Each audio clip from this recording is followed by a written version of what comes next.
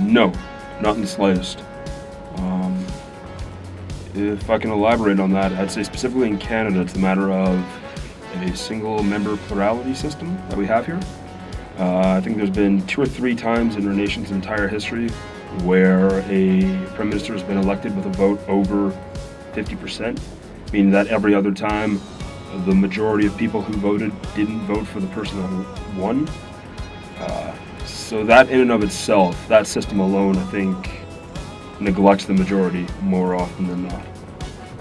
Well, as a journalism student, hopefully I'll be holding people accountable. That's the kind of romantic way to look at it, I suppose, but any democracy absolutely needs to have a functioning and healthy critical press.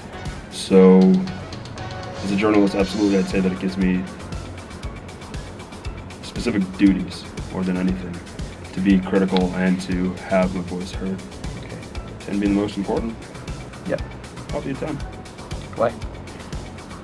Because ultimately, the things that float our economy are resources. What we need to start doing is find viable economic ways to encourage climate change discussion and moving away from the current economies that we have that support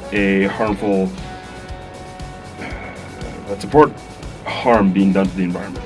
Okay. In what way? It's hard to give a specific, tangible example. And I think that's part of the problem of why more things aren't being done about it, because there aren't those immediate, tangible effects. Golly, where to start? I'll put it down to 2 things. It's to reinstate funding for scientific inquiry into climate change and to have less of a hate for journalism and critical thought, debate, and coverage of issues. I think that's actually discuss it.